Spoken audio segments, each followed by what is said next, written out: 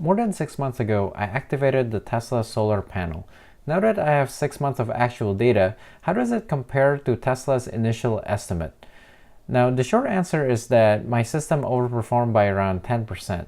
In this video, I'll go over the long answer by explaining my production and incorporating seasonality factor so we could get a more accurate view of my solar production.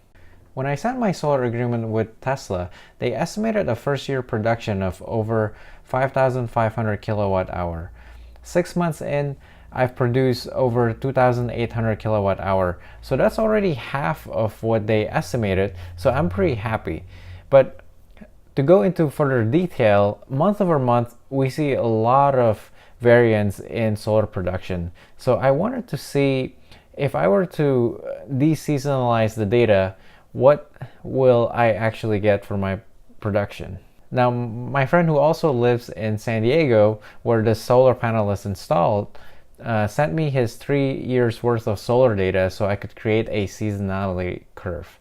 Now, in this seasonality curve, you can see that January and December have the least amount of solar production, with July and August have the highest amount of solar production. I wanted to incorporate these factors into my production to see where I really stack up against Tesla's initial estimate. Now, Tesla does not give a month-to-month production estimate, but they do have a yearly estimate. And converting my monthly data and deseasonalizing the data will really tell me how good is my system performing in comparison to the estimated performance. So you can download the spreadsheet at the bottom of this video.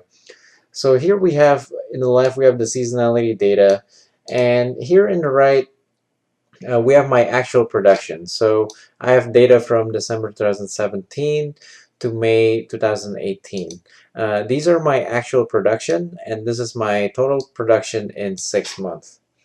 What I did was I put in my seasonality factor here towards the right and create a formula to deseasonalize my actual production so that I could compare my production on a month-to-month basis. So this is my deseasonalized production, and my total for 6 months is 3,048.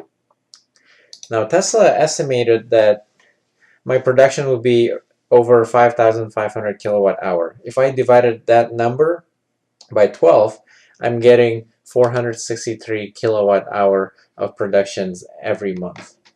So when I look at it, comparing 6 months of deseasonalized production versus Tesla's 6 month rate, it seems like my system is performing 10% better than expected.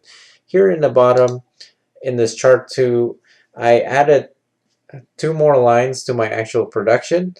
The orange line is the deseasonalized production, basically shifting my actual production to what would it really be on a comparable month-to-month basis, and plot it against the Tesla annualized estimated production divided by 12, which is this 463 kilowatt hour. So far, there's only 2 months where I'm very close to the Tesla's estimate. The other months I've been overperforming. So in 6 months so far, I'm around 10% better than I expected. Well, that's about it. Thank you for watching. I'll do another update on solar in another 6 months.